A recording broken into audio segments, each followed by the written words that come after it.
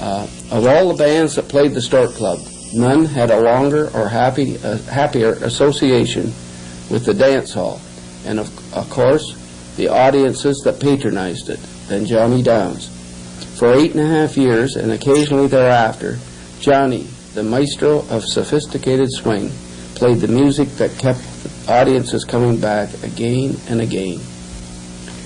John, you told me yesterday that although your family were not originally musically inclined, your father was especially determined that your sisters and brothers should get some musical instruction. What influenced his thinking along this line?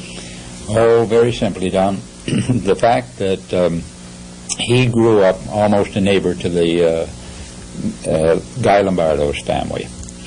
And he was around when old Mr. Lombardo was laying the whip to him to make him practice and all, and he was around, and when the boys would come home after gaining some success in Cleveland, Chicago with the big cars and everything, and my father thought that was the way to go.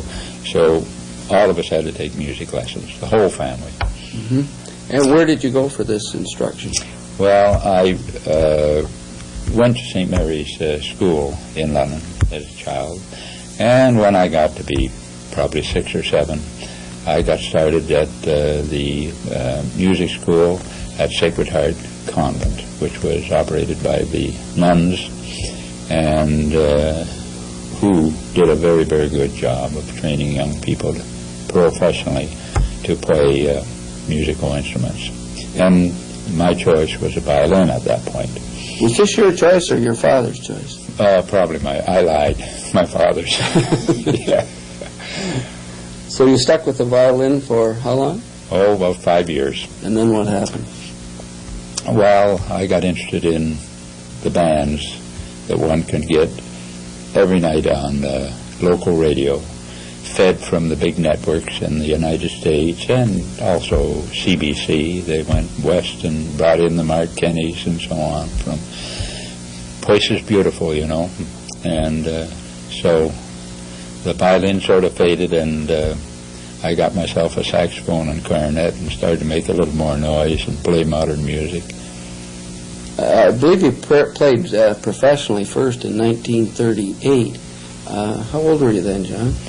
Well, I was 16, and if you had heard me then, I don't know, you changed the word professionally. I think you'd find a lesser word, but I got started.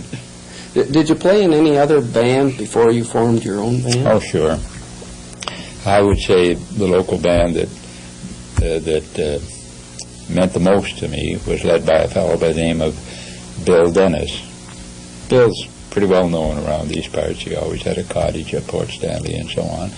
And he was a pretty good musician, and the band actually got some jobs, you know. The other bands I played with were mainly rehearsal bands that never really got serious. Now, you were in high school at this time, and in the summer months you were able to get pretty steady work at playing in the dance halls around the province, and in 1939 you played Kincardine Beach Pavilion. And how much did you make out of that? How much did the whole band, me, the guys? I'll break it down for you. We got basic $25 a week. That was for the band. The whole band. So that meant about $2.50 a week for the boys, and I think mine ran around $4 and a bit for music. Do you have any more embarrassing questions? And that's about what we were worth. Obviously, you were able to survive on this.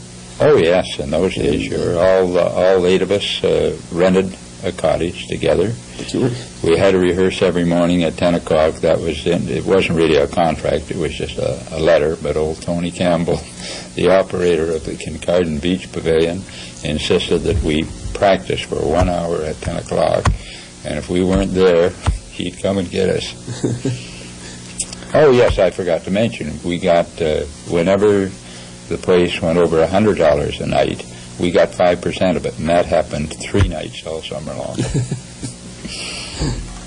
Well, you obviously weren't going to reach the Lombardo Plateau. Not quite. Overnight. Well, in 1940, the war was in full swing, and at this time you were playing the Seacliff in Leamington, is that right? Mm-hmm. Mm-hmm. And then 41, you went to Peterborough to Rise Pavilion, Mm-hmm. and in the middle of the summer you got a chance to go to Midland and play up there. And we took it. And you were, for a while, commuting between Peterborough and Midland midweek. Yeah. How did you do that? How could the whole band move that far? Well, not only that, but in Peterborough, there on the Otonabee River, I think it was called, we were off Sunday and Monday, and Thursday, that was part of our contract. We had to be taken down by the owner of the Rise Pavilion, Herb Payne, to the Gananoque Canoe Club on the St. Lawrence River. So we played there every Thursday night. Packed them all up again, back to Rise Pavilion the next night. And then a fellow by the name of Charlie Parker, who's now the mayor, I believe, of Midland, Ontario, he called wondering if we could come up and play a Monday night date. So we put our instruments in our 1928, I think, a Chrysler, yeah, and a Model A Ford car. And all Two the men. cars. Oh, 2 cars is plenty. And all the Tie the bass on top, and the drums, yeah, on the other car. You don't have a picture of that, do you? No. Fortunately, no. Gosh, that seems like an awful lot of work to do all that for $2, yeah. Well, in 1942, you landed the contract for Springbank Pavilion in London. Mm-hmm. And by this time, you were going to Western. And some of your band members decided to rent a cottage at Port Stanley. Mm-hmm. And although you had been to Port Stanley maybe once or twice in the summer before, this was your real time at Port Stanley. Right. And it was here that you met Dorothy Birchall, who became eventually Mrs. Johnny Downs. Is that right? That is absolutely right. You obviously had a good time at Port Stanley. And how? Yes, yes. And I'm still having a good time. Yeah, Dorothy we're back and I. down here, and you're just a real great citizen of Port Stanley. I know you are, John. In 1943, you had contracted with the James family of Hamilton, who had built a dance hall copied after Wonderland in London. They call it Wonder Grove Gardens. Tell me a bit about that gig. Well, they were really in the roaring years of the big bands, not that we were a big band, but business was great, especially in Hamilton Town. They were doing an awful lot of heavy industry war work, you know. So there were lots of big burly guys there looking for cherching la femme, and so many a night they would just simply have to close the gates and not let any more people in. It was a gold mine. Your clientele was a working class. Yep.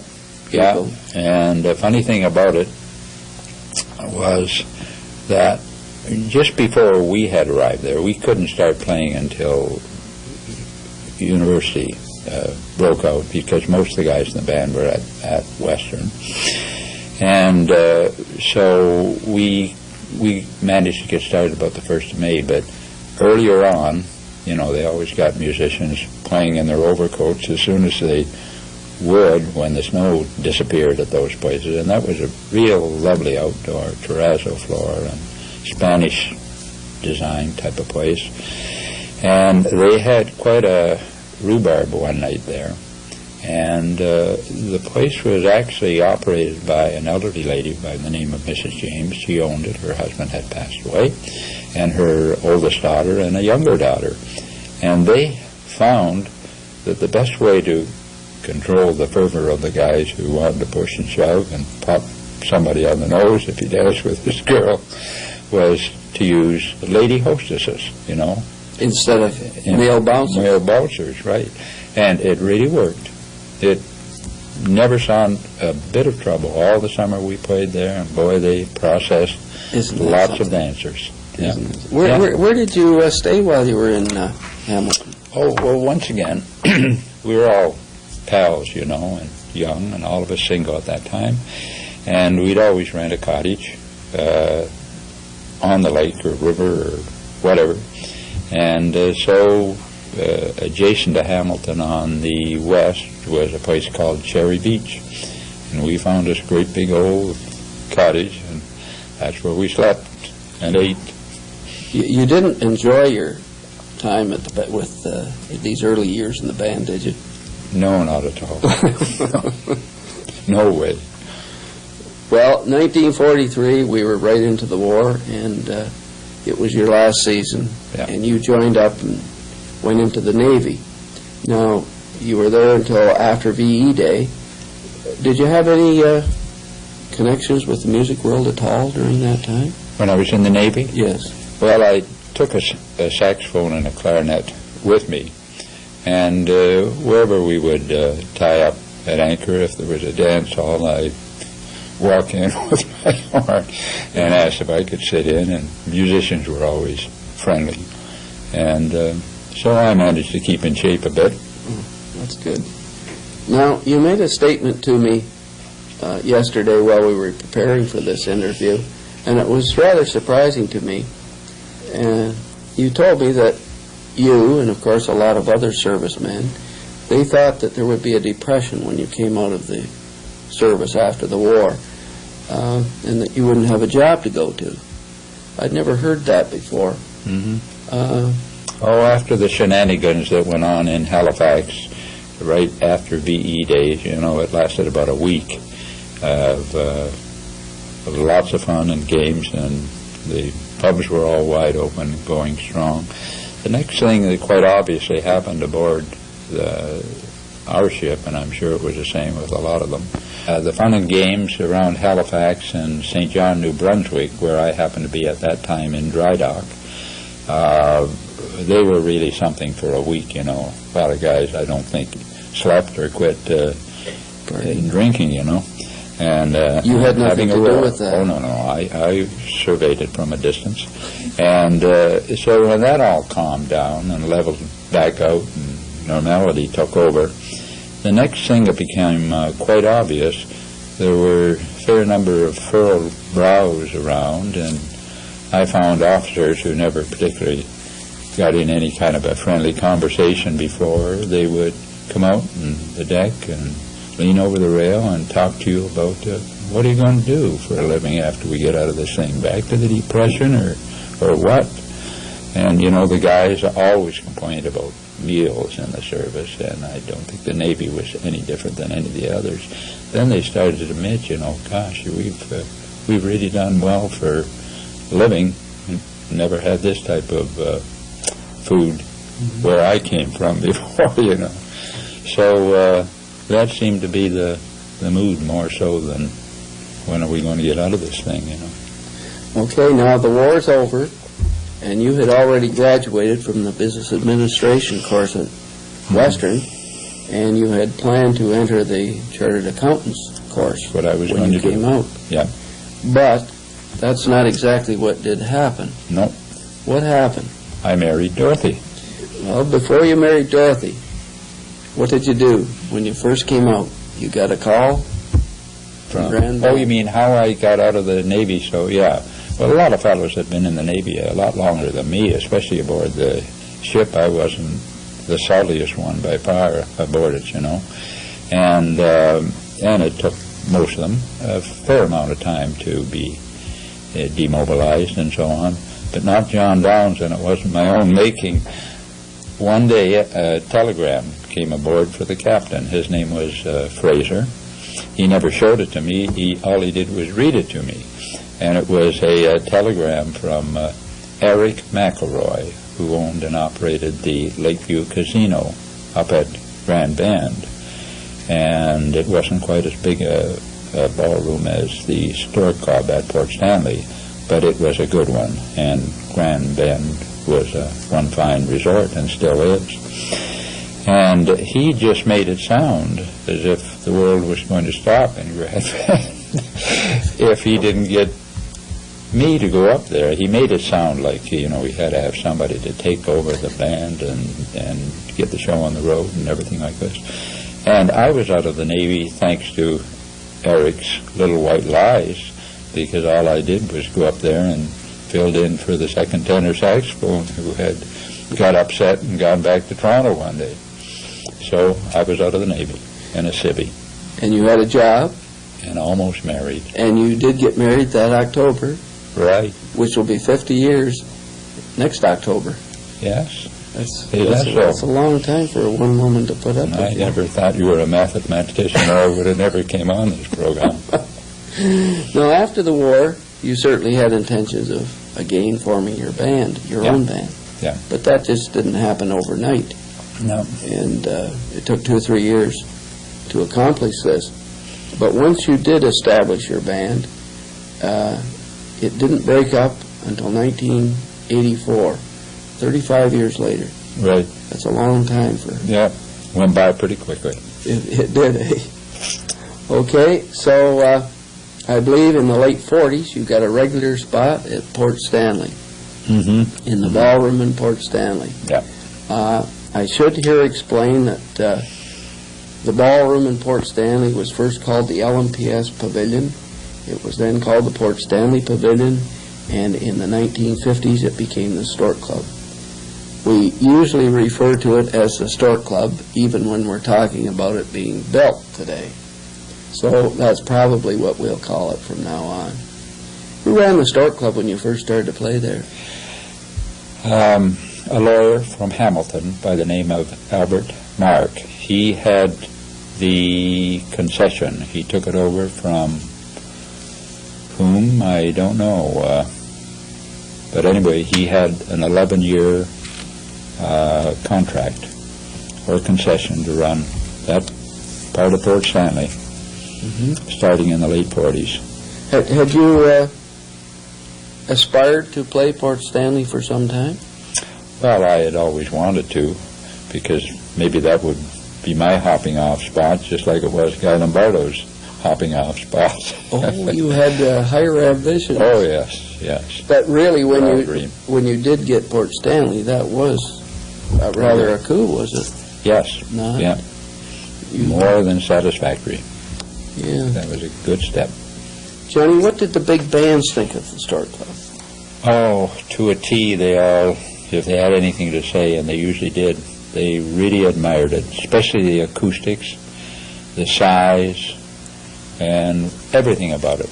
Oh, I remember Les Brown telling me, he said, what a surprise the first time he came to town. And, you know, he always backed Bob Hope. He was the Bob Hope's permanent band on all his USO tours and all of Bob Hope's shows.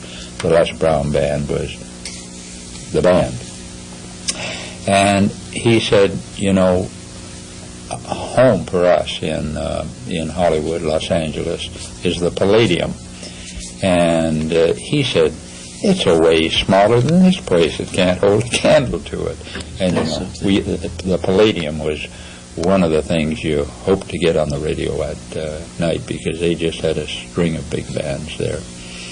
And Les Brown seemed to be there more often than anything else. He couldn't roam too far because of the Bob Hope show. You've been often compared to Les Brown and his band of renown. Brown, You down. must have.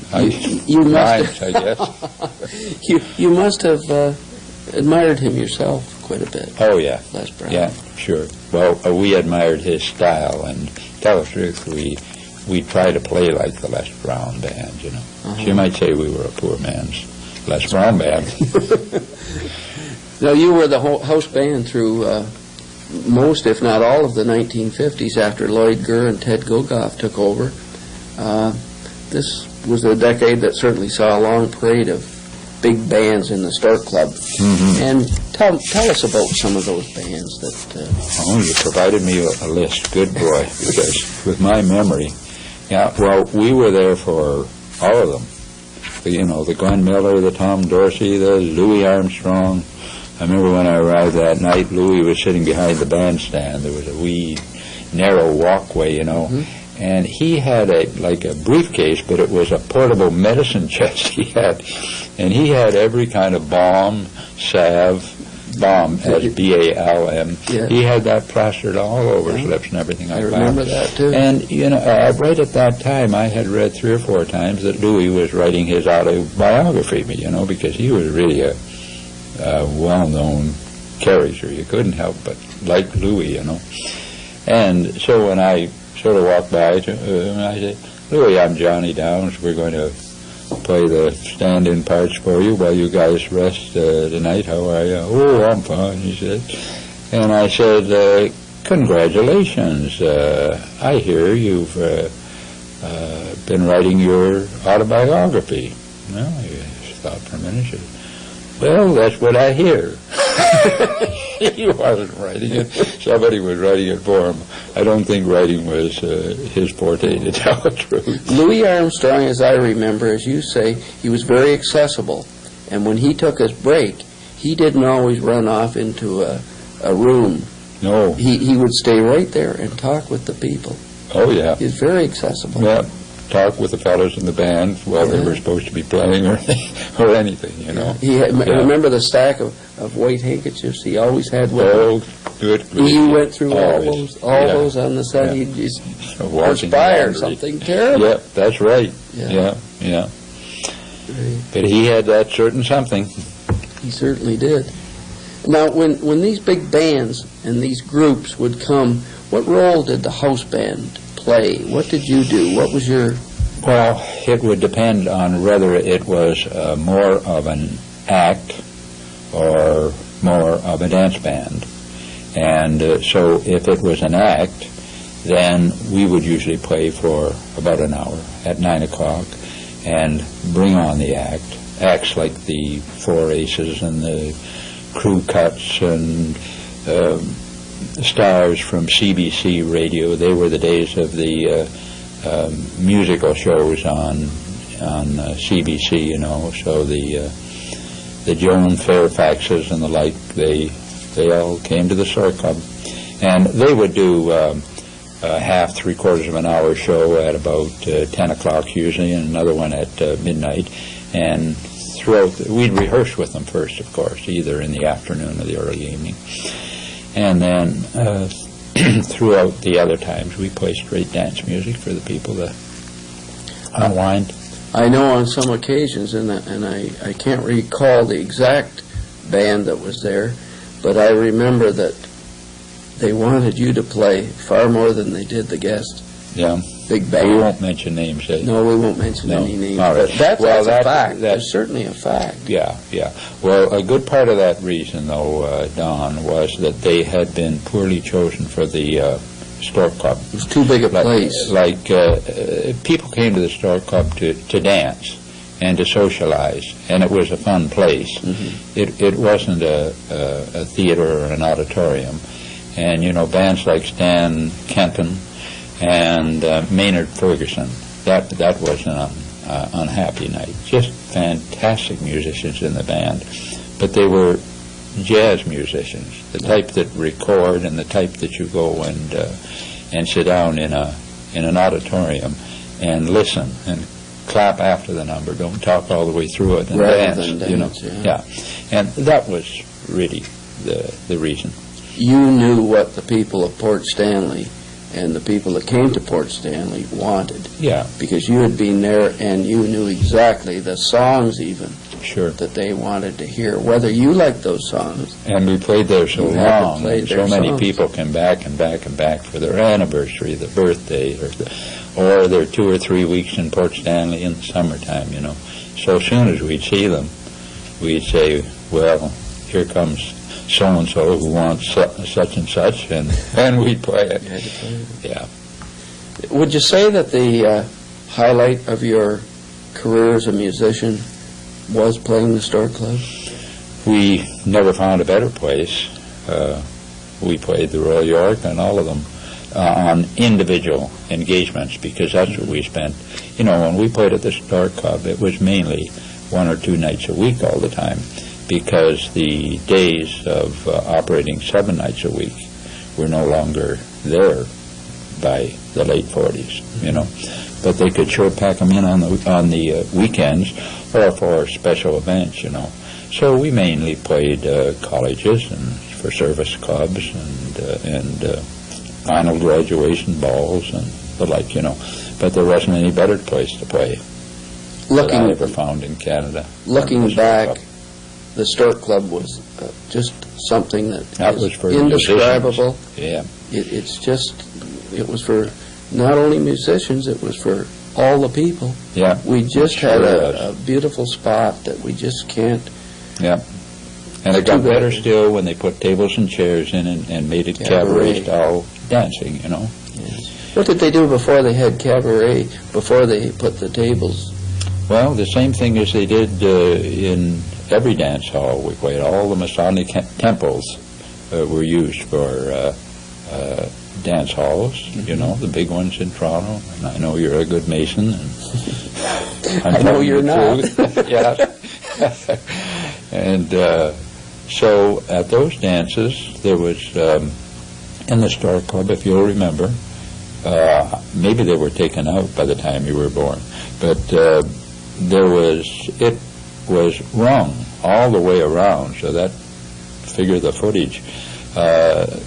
There were long benches. Yes, Wooden benches. Wooden benches, Wooden yeah. benches, yes, I remember. So you go and ask a girl for a dance if you didn't bring a girl, and so a lot of people went singly to dances, and especially during the war years, you know, lots of girls went there singly to meet the boys from CRAFT TTS. in St. Thomas, Yeah. and so you either walked around and around the dance floor, outside the dance floor, Promenade. looking for somebody to dance with or somebody to meet, or you sat the bench for a while and you danced for a while. John, did they have jitney dancing in your day? Oh yes, they did at the Stork Club. They had When you played at the the Stork rope Club? boys and all, and they did Just it right tell us at a bit about- Springbank and at Rise Pavilion. Tell us a bit, what is jitney dancing? Well, there would be either a very small admission price or no admission price. And then the dance floor itself was on the interior of the whole building. And there would be a promenade around the outside of the dance floor. And the dance floor would have railings around it, about, you know, yay high, waist high, and you could lean on the railings and watch the dancers, talk to them as they went by, or whatever, you know. And because they were sociable places, and then every so many feet there would be an opening, and there would be a rope strung across, hooked at either end to the stable railing, and there would be a rope boy at every one. And the band had to do so many sets, usually an hour, you know. And people would buy themselves whatever number of tickets they could afford at the start of the night, whether they had 50 cents or a buck to buy them with, because they were usually about 5 cents or a dime, depending on the years, you know. Yeah. And so when the band quit playing one set, there'd be a pause of about 30 seconds while the rope boys would dash out on the floor and rope you all in.